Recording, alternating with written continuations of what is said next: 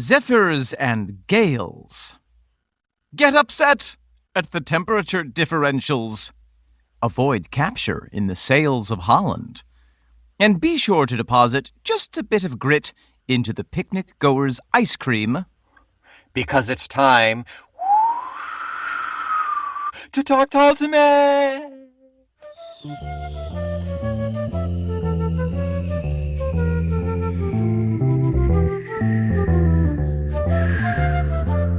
I once performed as the voice of the wind in a circus piece. That sounds absolutely right, everything you just said to me. Some of my best work. Welcome back, everyone. I am Omen Sade. I am Nick McGill. Together, we are Feckless Momes. And this is Talk Tull to Me. A breezy swoosh through the skies of prog rock in which Nor'easter Nick and Ozone Omen will not stop until we have blown off the dust from every single track that legendary band Jethro Tull has ever recorded. We will waft across Dee Palmer's delicate fingers, sleet on John Evans' petunia garden, and muddy Martin Barr's meticulously maintained mountain meadow. But most importantly, we will hope that through our efforts we can thaw the cold winter heart of writer, flautist, and poet, the Scottish ice storm himself, Ian Anderson. Ian, the Scottish ice storm Anderson. I That's love it. Oh, yeah. Nice. So, Nick, bit of a momentous episode here today. That it is. We have reached the culmination of the album proper as it was written and performed, math number of years ago, 1978.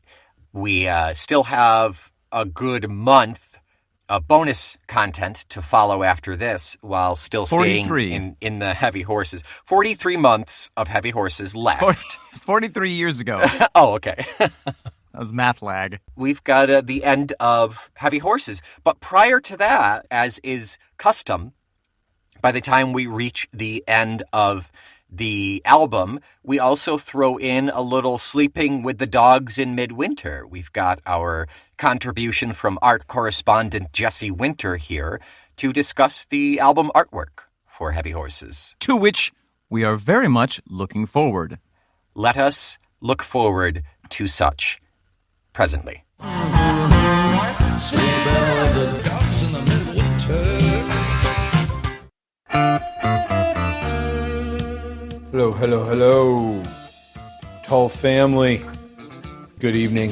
This is Jesse Winter, beaming in from New York City, 1010 Studios, in Long Island City, Queens, specifically. And it's an honor to be here talking about one of my dearest and favorite and obsess-worthy albums in the many incredible works of Jethro Tull. I'm going to talk about the album art and give you some sort of analysis from my limited expertise. Okay, the album cover.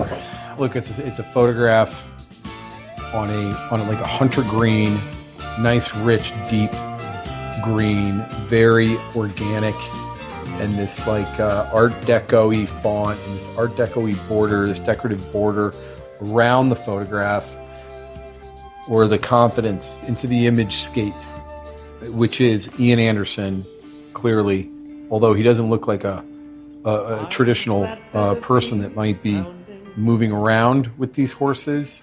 He looks dressed a little bit too kind of country sophisticated or something. And so it's a little awkward, to be honest, because it's like, all right, this guy's walking these horses around. I mean, he just looks like a well-off noble. I was starting to obsess and listen to them and did a lot of work.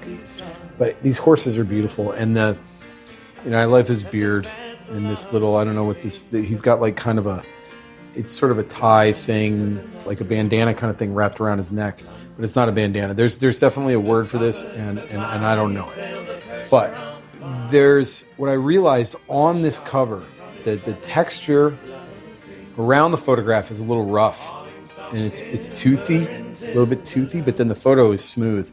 And the lettering, Jethro Tull, with these little decorations and heavy horses, is embossed. And I can rub my fingers across these letters.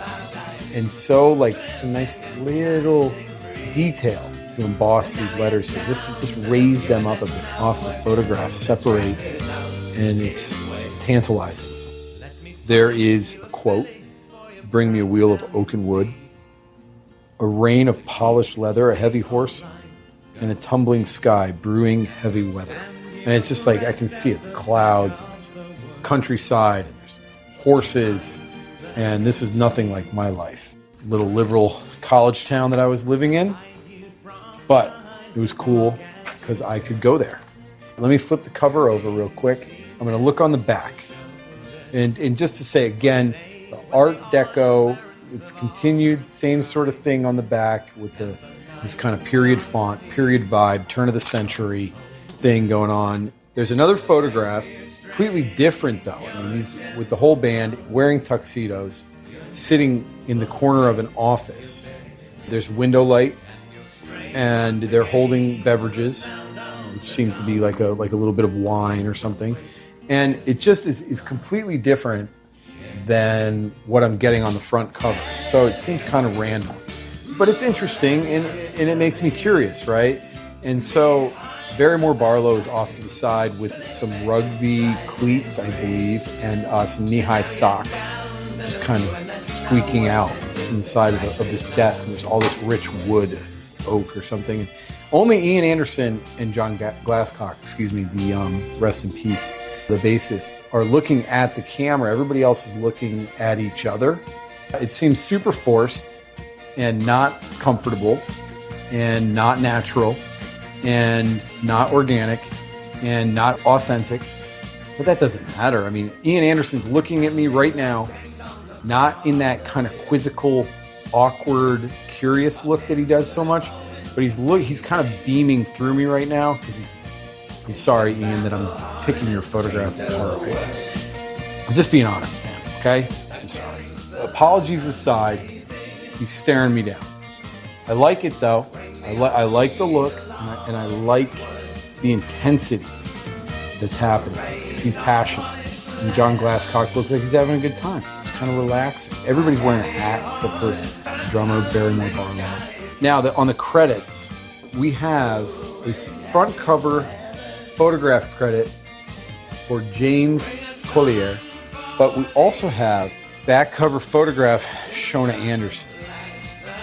And this credit is almost as big as Ian Anderson for the producer credit, and bigger than all the other credits.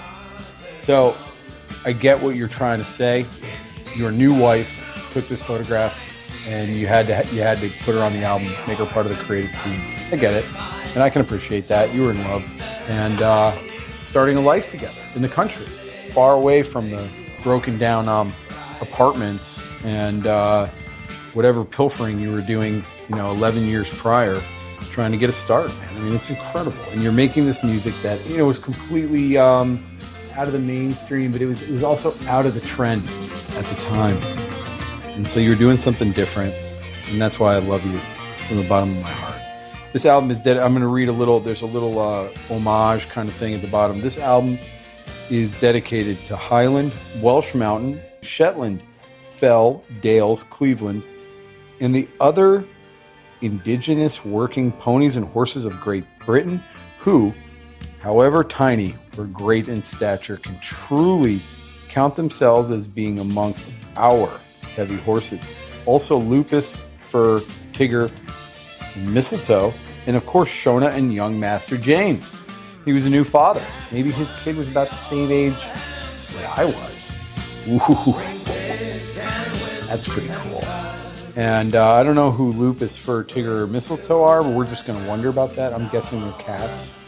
That's going to be not an answer that we're going to have unless we call up Ian ourselves and get some truth out of this.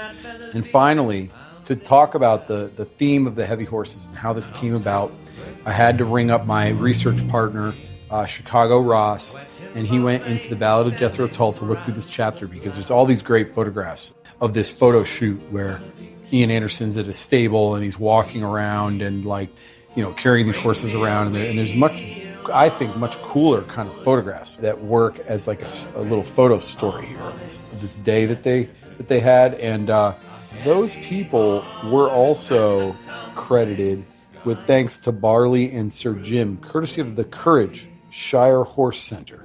What the Ballad of Jethro Tull basically tells us is that Shona Anderson loved these horses. Ian Anderson was interested in agriculture, interested in farming, and wanted, much like we could perceive he was out of style, maybe he was worried that he was going to be relegated into not being a working musician, a celebrated part of society, not being useful to anyone.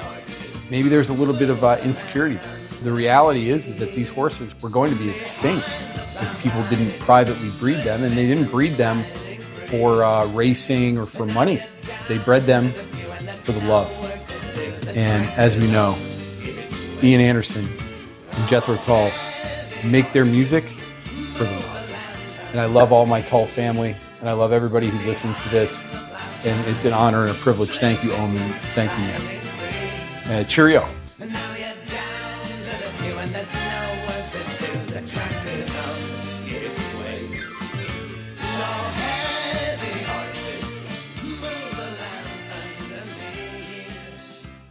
Thank you, Jesse, as always, for putting the work in for that, so we don't have to.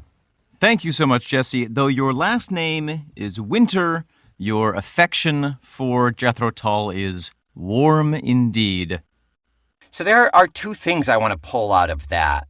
That's so funny, Nick, because there are two things that I want to pull out of that. Is it the pet names and Shona? Is that it? Nope. Oh, okay. Well, pet names. Lupus has to be the dog protecting James. I would imagine, yeah. Yeah, and the others are probably random feral cats that he inherited when he moved into the farmhouse. Semi-feral. Semi-feral, semi-domesticated. And, the drama of Shona being top-notch credits for the back photo. My guess is that Shona was hanging around backstage and she was like, guys, let's take a picture. She fancied herself a photographer, and maybe she was. And she took a picture, and I don't think that, granted, I haven't seen the photo, but my guess is this was not shot specifically for this back album, but Shona had ended up taking a picture. Ian said, hey, we need a back cover, and they picked through pictures that Shona had taken. I just have to say, I feel like there's a lot of shade being thrown at Shona. No. But I think just because she took the picture for the back of the cover, I'm not entirely sure she should get top billing credits, I think that it is representative, as Jesse said, that she does have top billing in Ian's heart. I mean, yes. And Ian has creative control, so bada bing, bada boom. There it is. Why not? It's what we call now a shout-out. Yeah. The top billing shout-out of Shona Anderson. Exactly. Mm-hmm. Okay. 2 points that I want to bring up are two things that Jesse mentioned. The first is about fashion. Do we have a fashion sting? I'm pretty sure this is the only time that we've ever discussed fashion. New fashion sting coming soon. It has to be black, gold tip boots. Gold tip boots, black jacket and tie. Wearing gold tip boots, black jacket and tie. Black jacket and tie. Black jacket and tie. Black jacket and tie. That's really good. But there's a Bowie song called Fashion, so I was thinking about that.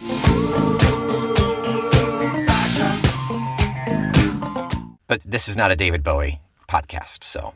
Yeah, that's right. So, regarding the outfit that Ian Anderson is wearing on the front cover, Jesse says that he feels he looks out of place. I think that is due to our American perspective, which is an association of what working people wear. However, in England, especially at the sort of turn of the century time that Ian is fond of imitating, there was the tweed suit. And the tweed suit was conceived by royalty, but made its way down through all of the working peoples in the country and became almost a standard uniform. If you look at pictures people working in the earlier part of the 20th century and the late part of the 19th century, everyone, carpenters, masons, farmers, they wear jackets. They wear, collared jackets. Mm-hmm.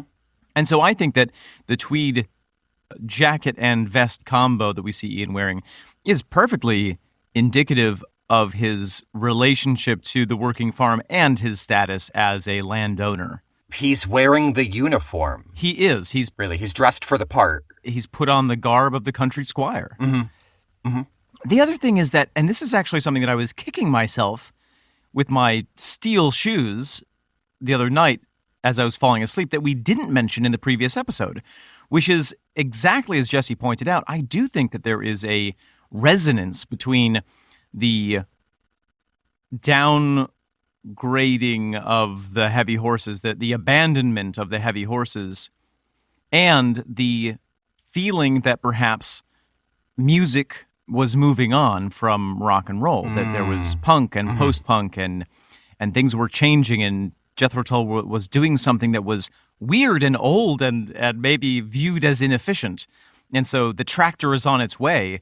Felt to me, as I was falling asleep the other night, like, oh yeah, the punk bands are the post-punk and the hair metal bands. They're on their way, and here we are. Right. At this point, there have been probably about 2 musical movements that have surpassed Tull from where they started. Sure, yeah. So they are stalwart champions of their sound as opposed to continuing to try to adjust with the times, which more often than not does not end well for an already established band.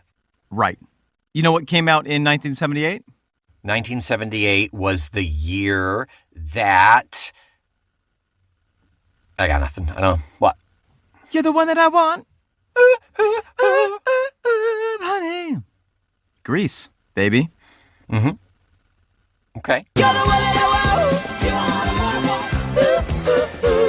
Okay. That's a little weird to actually think about those two being together at the same time.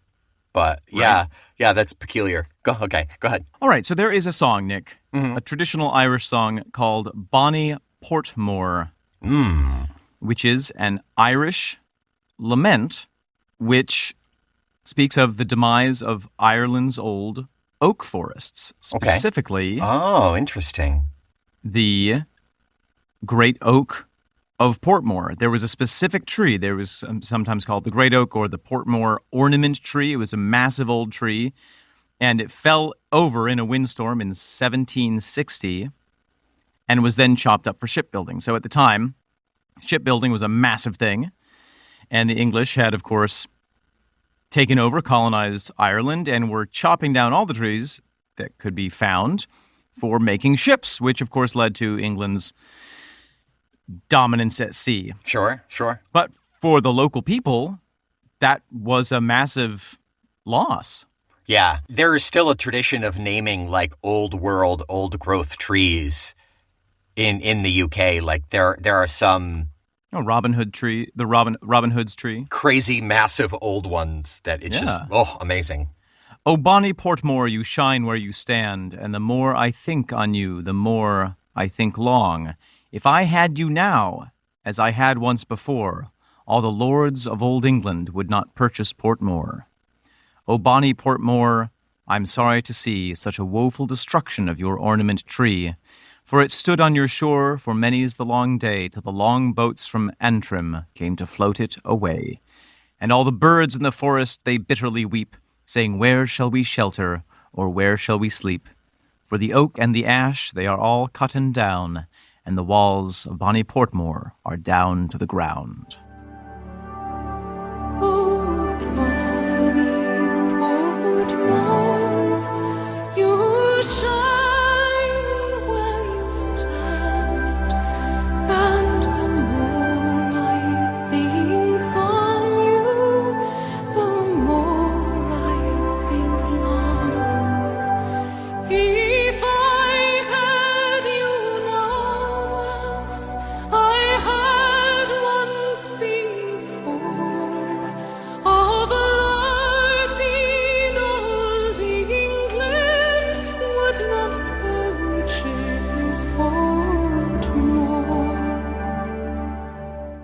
So, all I'm saying with that is that it is a great song. Loreena McKennitt has a beautiful version of it, and it is in tradition of laments. It is within the established tradition of laments to mourn the things which one had before and now are past. And I think that Ian's dedication to the heavy horses is just absolutely a piece of history. And who knows? Who knows how many horse breeders, Nick? Who knows how many horse breeders, Nick? Who knows, Nick, how many horse breeders were inspired? Are you angry? I'm sorry, I had a glitch. Were inspired by this song to actually go out and save varieties of horses. Yeah, I mean, all it takes sometimes is just becoming aware of something. Yeah, and getting impassioned about it. Making an emotional connection. Yeah, for anyone interested in those amazing, ridiculous, giant old world trees, I have a book. It's a great big it's a coffee table book. The author is Beth Moon, and it's a book called Ancient Trees: Portraits of Time. Love it. And she goes around and finds all of these super ancient, unique old trees all over the world. Yes, and there are some. And it's a gorgeous, gorgeous book to just pick through and read about the history. And like this book saw the surviving of a forest fire that decimated the country and things. It's really fascinating. I had the good fortune to meet a 1,000-year-old or 800-year-old tree in Paris, which is, propped up, and they moved a building so it wouldn't be in its way. Yeah. And it's like, oh, wow, yeah, that tree was growing when the king got his head chopped off and was not only growing, but was like already 400 years old.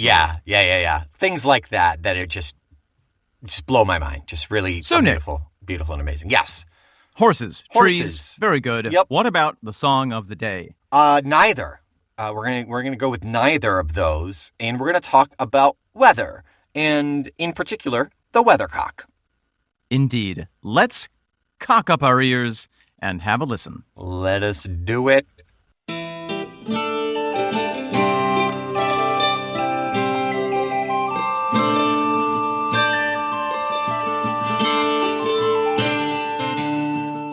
Nick, there we have my weathered cock. Go. Nick, there we have weathercock. You are too old for that. I mean, you are too young for that, Omen. Goodness. First impressions, Nick, what does this song, like the blacksmith, do to you? I'm a sucker for mandolin, so when I hear this song, especially this remix, the Steve Wilson remix, really pulls that mandolin forward.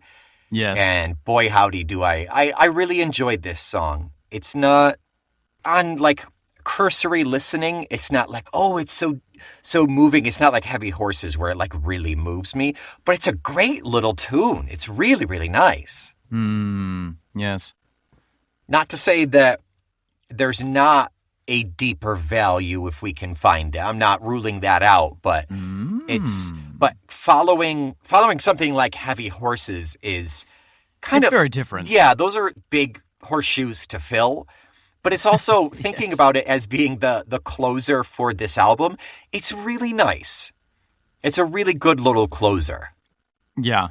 I think it is such an appropriate way of wrapping up the album. It is a song that I quite like. I mean, you know what I'm realizing, Nick, is that week after week I'm like, oh, actually, I really like this song. Yeah. I haven't encountered one that there's maybe really not been that many that I've even been meh about, but I do particularly like Weathercock. Yeah. And I'm prepared to tell you why. I would anticipate the description of said desires forthwith.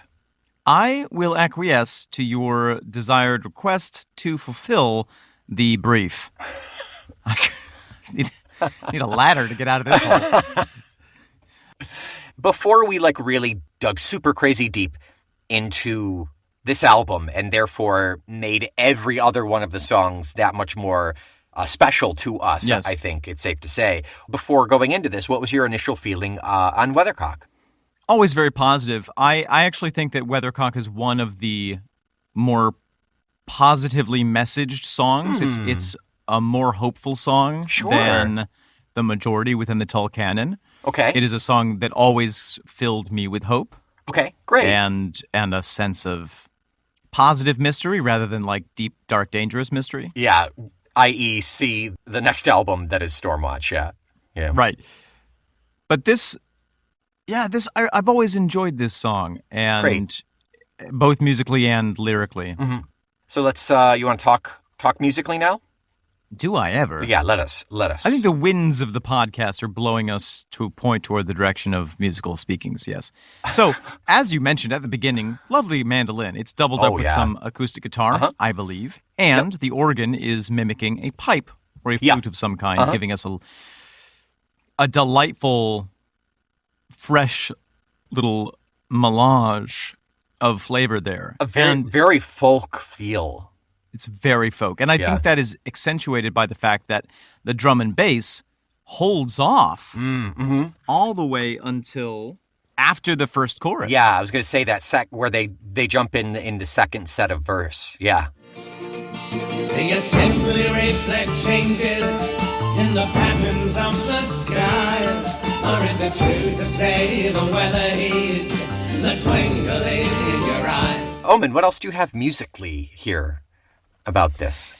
It is a simple observable fact, but it is nonetheless effective that the choruses differ from the verses in that they represent a switch from minor to major. And Alvin on his way.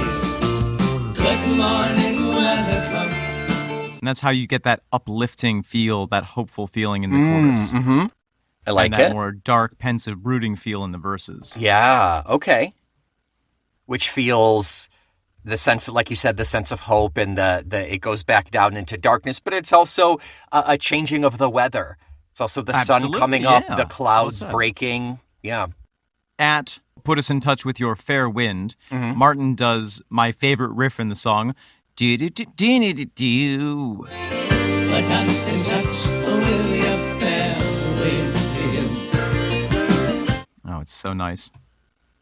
And actually, I think that Ian and Martin share that riff. With the acoustic and the electric? Yeah, maybe they switch off at various points because that's a repeated riff in the song. Okay. We have, after the first set of verses and chorus, we have a lovely breakdown featuring the flute, which we haven't heard up until that point, in which Ian runs through passionately the themes musically of the song with the flute, accompanied by some military-style drumming by Barrymore Barlow. Yeah, that's right. We get military sound again. That's right.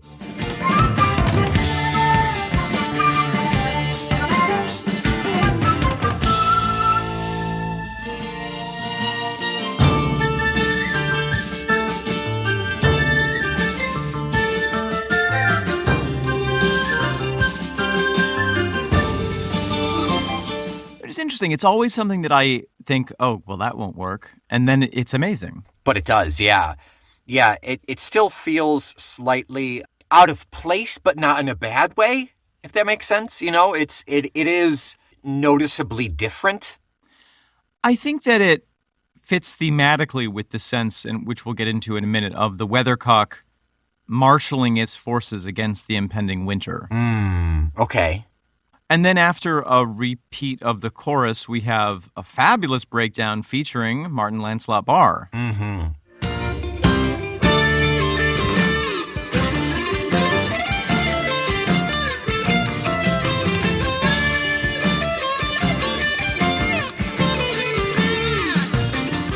Your classic breakdown when Martin comes on. It's so good, and it's like, you know, I just think he's such a great guitarist. He is. He absolutely is. You need make no excuse, Omen. If I ever have a child, I'm not going to give them a teddy bear. I'm going to give them a teddy bar. I thought you were going to say you were going to name it Martin Lancelot Barr. Oh, well, that goes without saying. Oh, okay. No, but I'm going to get a stuffed, plush, life-sized version of Martin Barr. Yeah. Les Paul guitar included. An actual Les Paul, yeah. Yeah. Cuddle up to this. Pleasant dreams, wee one. you will be continuing the Sade father The Sade tradition. Exactly, yes. Wow. Before I say goodnight, let us reflect on the absence of a permanent sense of self. Good night! And instead of lullabies, it's just Martin bar solos. Yeah. Oh, yeah. So, Nick, anything else to add musically? No. I'm ready to dive in lyrically. I think one more thing. I think it's got a polyrhythmic. It's got it's got multiple time signatures. Oh, okay. Yeah, that's polyrhythm, right? Well, I don't know. I don't know enough about music. I don't know. I'm sure we'll be corrected. You remember the part in The Importance of Being Earnest where Lady Bracknell is like, in my opinion, a young man should know either everything or nothing. Which do you know? And the guy who's courting her ward is like, Lady Bracknell, I can assure you that I know nothing. My goodness. Oscar Wilde, right? He's so good. Oscar Wilde. So good. The wildest. All right. So, Nick, let's talk lyrics. Oh, and what is a weathercock? Nick, I'm so glad you asked. A weathercock, also referred to as a weather vane, from the Old English word fana, meaning flag, is a device which shows the direction of the wind, and it is an extremely old piece of technology. I assume that the original one was just a leaf that someone put on a stick. But they have been found in ancient Greece, ancient China. Some of them are very complex, and the weather vane at the top moves a dial that is inside a building and corresponds to, it moves water and all kinds of crazy stuff. Some of them literally are just a flag. So the oldest recording of a weather vane being in the shape of a rooster was from Brescia, Lombardy, in Italy, which Pope Leo IV had placed on St. Peter's Basilica. Pope Gregory I then said that the cock was the most suitable emblem of Christianity. Okay. Because apparently in Luke 22:34, Jesus predicts that Peter will deny him 3 times before the rooster crows. For me, that's a bit of a deep cut. But nonetheless, it didn't stop Pope Nicholas I in the 9th century from ordering that a weather vane in the shape of a cock be placed on every church steeple. So there begins the proliferation of the weathercock, specifically. Why does that make it an emblem of Christianity if... Because it was in the Bible. Just It because mentioned it in the Bible. they mention pigs, they mention locusts. Could have been anything. They mention Leviathan. Weather. Imagine a if weather we just had Leviathan. weather Leviathan, yeah. Well, and in lots of places there are, you can make a weather vane in any shape. Oh, There are sure. dragons, there are ships, arrows, birds of various descriptions. That's true. Beetles. However you want, whatever you want to tell you the direction of the wind, you'll find it. As long as you can make it flat, it'll work. That's it, yeah. So, now the fascinating thing, Nick, and this is part of the reason that I love this song, is that after 2 albums of Ian playing with kind of these really old cultural narratives, Okay. and starting to blend in the modern as well, this is in our anthropomorphism. Help me out, buddy. Anthropomorphism. oh, God, Nick has you fallen. ruined it. It's my braces. Anthropomorphization. There we This falls into our anthropomorphization category. But this is totally Ian Anderson. There is no, as far as I can tell, there is no traditional story or traditional narrative Yeah. about the weathercock controlling the weather. This is Ian. This is pure Anderson. Yeah. And it's I'm not sure that it's ultimately the main thesis of this song. I feel that there is also just a level of respect and acknowledgement of the importance of the weathercock as a tool. Particularly historically, like back when you couldn't look at your phone and see 2 weeks worth of weather coming up. If you woke up in the morning as a farmer and you looked up, you wouldn't generally know which way the weather was coming from. It would tell you, because you know your land and the surrounding area so well, if it's coming from this way, you can expect rain or you can expect heavy wind or something like that. You're saying that the song could have easily have been Good Morning Barometer. Pretty much, yeah. Goodmorningweather.com. That's a mashup that I would love to hear. Ultimately, that's what I'm going for here, is that yeah. Our lives now are simply goodmorning.com. Yeah, goodmorninganything.com, yeah. But I think there is some fun playfulness about the Weathercock potentially being able to control weather, but I also think there is a level of just respect and acknowledgement. I think that it is Ian as an anthropomorphicist. As he is, yeah. Giving his perspective and really exploding in his mind the potential power of this object for which he has respect. I totally agree with you on that point. And I think there's something fascinating about if you take Songs from the Wood and Heavy Horses, put them back to back, it starts with a song. If you skip the title song, if you take Jack and the Green, it starts with a song about a creature that controls the weather, does his best to control the weather and help the plants survive the weather. And then at the other end, bookended, we have this figure controlling the weather in a different way. So you have you almost have the Janus face of two different kinds of creatures who are interacting with the natural world in such a way to protect life, potentially.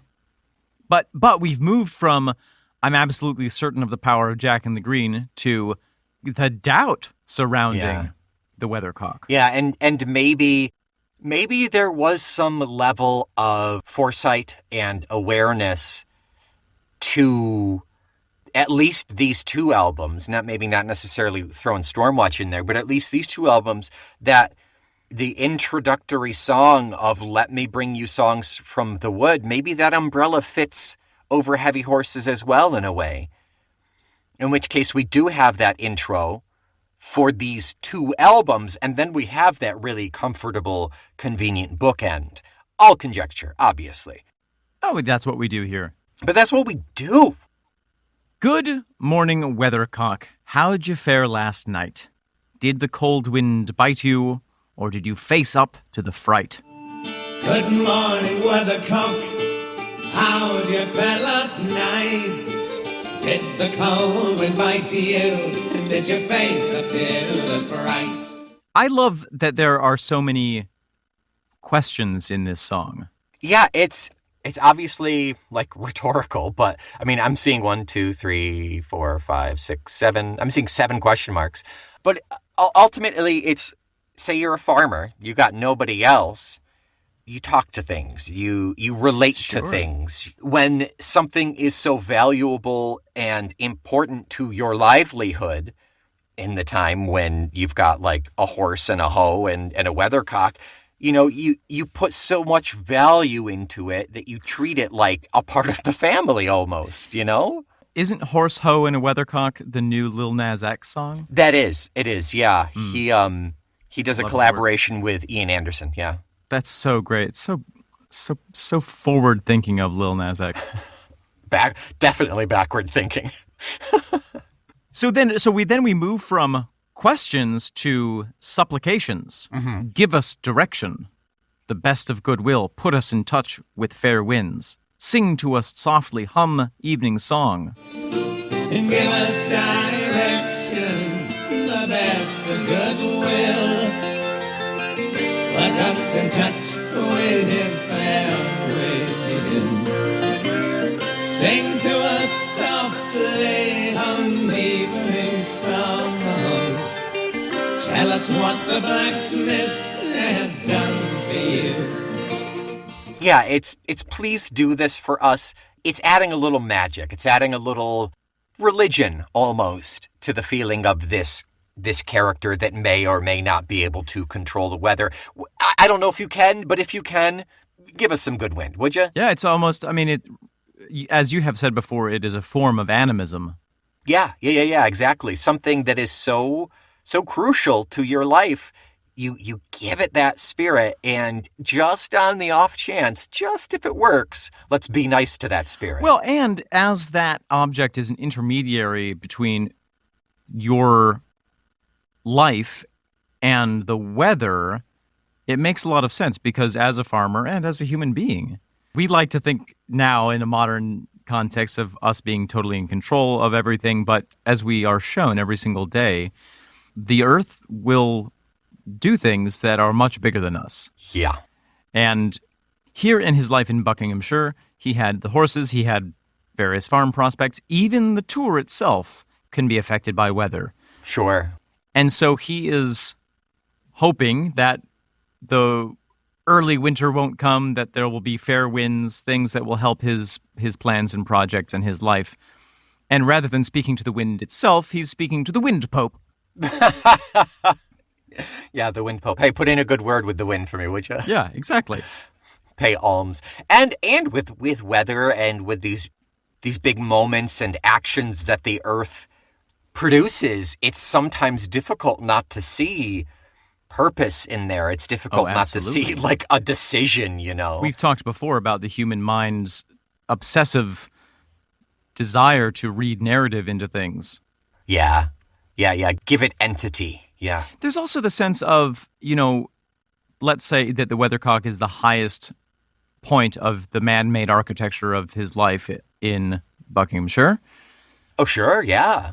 There is also the sense that, like, I get to go in and go to bed and snuggle up with Shona and Mistletoe and tuck in James. The Weathercock has to stay out all night. Weathercock is doing its job 24/7 for me. It is sacrificing for me. Right. And there is a little bit of that sense. I think sacrifice is right. We have Odin who sacrificed himself on the tree of knowledge. We have Jesus sacrificed on the cross. In a way, this is another sacrificial thing, which is pinned up on the highest point as an offering up to the sky to provide a usefulness for humanity. Yeah. I just love that all of this came straight out of his imagination. There isn't any other, as far as I'm aware, any other kind of, the Weathercock story by J.K. Rowling or Harry Cocker. Like an origin story, yeah. Right. I mean, we have the historical origin story, but it's not, we don't have any like, oh yes, the legend of the Weathercock. Yeah, there's no lore, exactly. Yeah, that a rooster got turned to stone and forever thanked its farmer for treating it so well that it decided to tell it the weather from now on. Yeah, it is. Maybe we should anthropomorphize technology more. I think it's fun, if nothing else. But the Weathercock being so ancient and so crucial, I'm a little surprised there is no origin story. There is no myth behind it. I wonder if there are myths in which Weathercocks feature. I don't know. It's really, it is odd, isn't it? Yeah, they were invented in ancient China and Greece independently at around the same time during the 2nd century. Well, because it is such a obvious thing. You put a bit of grass up and the wind will show you which direction it's blowing. I mean, there's so many stories having to do with the wind. Sure, right, yeah. And the wind from each direction has its own name. Absolutely. Even. One of the ancient Greek weather vanes was a whole system where it moved a dial around which were placed the 8 gods of the winds of. Ooh, yeah. Yeah, I mean, I'm not seeing much. I'm seeing a short history of the weather vane and why it's generally a rooster, but I'm not seeing anything. I mean, there may be something out there that may require a little digging. Use Katie's JSTOR and find a couple of doctoral thesis papers about weathercocks. I am seeing a story written or recorded by Hans Christian Andersen called "The Farmyard Cock on the Weathercock." Yeah, but that is an established weathercock that is interacting with a regular rooster. At least it does represent the anthropomorphism. It makes it talk.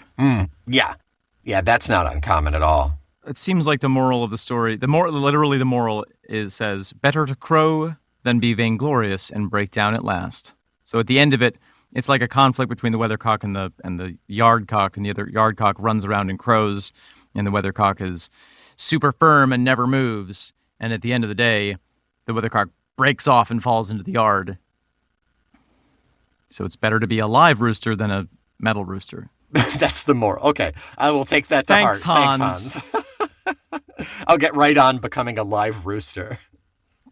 Nick, anything else on the subject of weathercock? I don't think so. I mean, it's really pretty standard and simple and straightforward. I don't think it warrants too much more. I like that it makes us think like a little bit magically realistically about things. Yeah.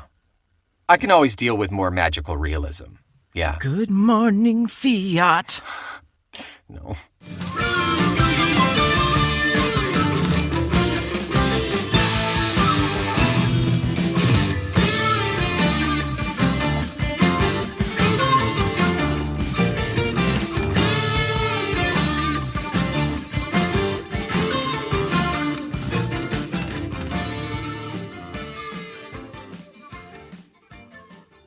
As this is marking the end of the album proper, Omen, what have you learned over the course of this album? Have you gotten a new appreciation for something? Have you gotten a new song, a new favorite song? Has anything been replaced, you know?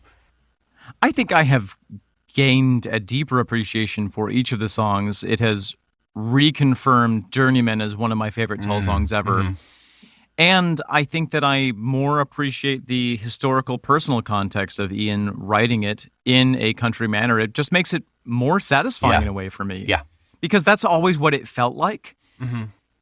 But to have that confirmed by reality is really quite lovely. Nick, what about you? Likewise. Yeah, I think there were the one or two songs that always were just like mind-blowing and amazing for me. But those that kind of took the back burner when listening to this album, I definitely have a much greater appreciation for. Yes. Yeah, very, very cool. So, Nick, now we are jumping off into the unknown, or at least I am. Mm-hmm. So why don't you tell me, what do we have? What is the weathercock of Talk Tull to Me pointing us in the direction of for next week? I think you may have heard this one before. Living in These Hard Times. Do you know that one? Different than Fallen on Hard Times. Yes. Yeah, different than that one. Yeah. I don't know that I have heard it. Okay. Well, you are in for potentially some new music alert next week. That's exciting. Until next week, we will point you in the direction that you need to go. The wind is at your back, blowing you toward Apple Podcasts so that you can leave us a 5-star rating and review. Well said, Nick. We would love to come inside, but we can't because we are nailed to the top of this podcast. So all we ask is for you to send your thoughts upward to us occasionally and maybe write those thoughts down in the form of a positive review. Yeah. And after that, why don't you head on over to patreon.com/talktultome and subscribe. Get in on the bonus content, Talk Tull with me, Outtake Tull to Me, and, of course, everyone's favorite, the Discord server. That way you will always know where the winds of Tull are blowing. Yeah, and it's not just our hot air, it's everyone else's. It's everyone's hot air. Until next week, I am the leaf on a stick that is Omen Sade. I am the slightly more advanced ribbon on a stick, Nick McGill. We are the popes of prog rock pulling deep cuts for your pleasure, feckless momes. And this is the highest building on your farmland. Talk Tull to Me.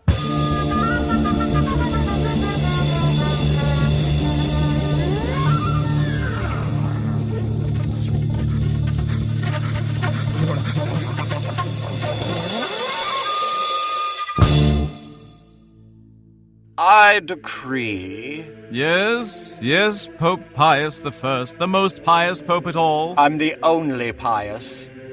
The first and only pious pope. Yes, you have the bishop's attention. I decree that because the Bible mentions a dog named Rufus, that all dogs here hereforth shall be known as Rufus. Yes, here. Well, Amen, amen, amen. We have a proposition from the Bishop of Wanksbury. Bishop of Wanksbury, what is it? I kiss your hand. A little more saliva, please. Oh, yes. Kiss your hand. Bishop of Wanksbury, what is it? Yes, Your Popiness. I have a proposition for a decree, which is because the Bible mentions asses, Yes. that everyone in the Holy Kingdom should show their asses as much as possible and at all times. Yes, Here, yes. perhaps take their uncovered asses out into the street and to show them off to everyone to enjoy. However, do remember, Bishop of Wanksbury, that our good bro Moses, our broses, if you will, did come down with a holy writ from His Holiness the God himself, and say, "Thou shalt not covet thy neighbor's ass." Yes, well, the proposition that I'm suggesting is that if everyone can see each other's asses and thereby their own, then everyone will covet less. Yes. Yeah, that makes sense. Bishop of Wanksbury, I shall knight you. You are now forthwith the knighted Bishop of Wanksbury. Yes, and here's my ass. Oh, wonderful. Everyone, asses out. Your Popiness. Yes, we have time for one more, Archduke Bramblebottom. What is it? Yes. Well, you see, because the Bible mentions momes, I hereby want to propose that we decree that all feckless momes be considered an audio network, and furthermore, that Talk Tull to me is a proud member thereof. I like where you're going with that. I think we should take it the next step and condemn them to hell. Yeah, here. Perfect. I think that a badger should be all the shapes of new bottles. Shut up, Jeremy. Oh, who let him in?